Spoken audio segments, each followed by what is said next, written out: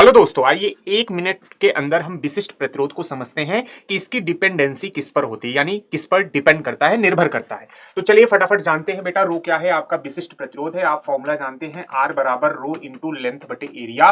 बड़ा पॉपुलर ही फॉर्मूला है बेटा, ये बहुत ही पॉपुलर ये फॉर्मूला है, इसको सभी बच्चे ध्यान में रखेंगे।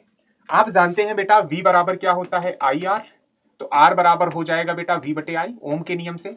आप जानते हैं धारा और अपवाह वेग में जो संबंध होता है, आई बराबर N E A V D के बराबर होता है। और वी डी जो अपवाह वेग होता है बेटा, इलेक्ट्रिक फील्ड इंटू आवेश यानी इलेक्ट्रॉन बटे एम उसका द्रव्यमान into mean relaxation time T के टाइम टाउ के बेटा बराबर होता है। अब बेटा ये सारी वैल्यू अगर यहाँ इस फॉर्मूले में हम पुट करें तो आप सभी देखेंगे कि आर बराबर क्या हो जाएगा, वी अपॉन में बेटा N E A V D के बराबर हो जाएगा। वीडी की वैल्यू बेटा यहां से आप पुटअप कर देंगे तो वीडी बराबर क्या हो जाएगा, R is equal to V upon में एन ई ए वीडी की वैल्यू बेटा E into E by M into tau के बेटा बराबर हो जाएगा। आप ध्यान से समझना, आप जानते हैं वैद्युत क्षेत्र E बराबर होता है V बाई एल के।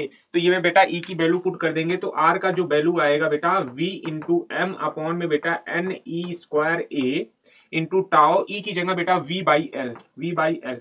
बेटा ध्यान से समझना, V से V कैंसिल हो गया, बटे का बटा L ऊपर चला गया तो R बराबर आ गया M अपॉन में N E square into tau into L, यहां ऊपर ये गया बटे ए।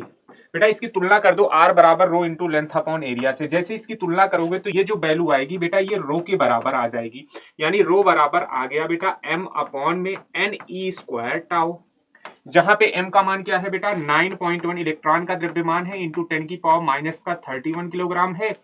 n बेटा नंबर ऑफ इलेक्ट्रॉन है और E बेटा चार्ज ऑफ इलेक्ट्रॉन है, इसकी वैल्यू 1.6 गुणे 10 की पावर माइनस 19 कूलम है। बेटा टाउ जो है शांति काल है, मीन रिलैक्सेशन टाइम इसको बोलते हैं प्यारे बच्चे। यानी इसका मतलब जो विशिष्ट प्रतिरोध होगा वो टेम्परेचर पर डिपेंड करेगा। अच्छा, अगर टेम्परेचर बढ़ रहा है बेटा, अगर टेम्परेचर बढ़ रहा है तो कैसे विशिष्ट प्रतिरोध बढ़ेगा कि घटेगा, इसको समझते हैं। बेटा टेम्परेचर अगर बढ़ेगा तो इलेक्ट्रॉनों के बीच का बेटा जो टक्कर होता है वो जल्दी जल्दी होगा, इलेक्ट्रॉन जल्दी भागेंगे। जब इलेक्ट्रॉनों के बीच का टक्कर अगर जल्दी जल्दी होगा तो इसका मतलब बेटा मीन रिलैक्सेशन टाइम बेटा क्या होगा, कम होगा। अगर मीन रिलैक्सेशन टाइम जो आपका श्रांति काल है बेटा ये कम हो रहा है तो इसका मतलब रेजिस्टिविटी बढ़ेगी। तो इसका मतलब टेम्परेचर बढ़ने से ये भी क्या होता है प्यारे बच्चे, बढ़ता है। केवल और केवल टेम्परेचर पर डिपेंड करता है। बड़ा अच्छा सवाल है, जरूर पूछा जाता है किसी ना किसी कॉन्सेप्ट में आपके एग्जाम के अंदर, इसको ध्यान में रखेंगे। इसी तरीके से मजेदार फैक्ट को समझने के लिए हमें फॉलो करेंगे।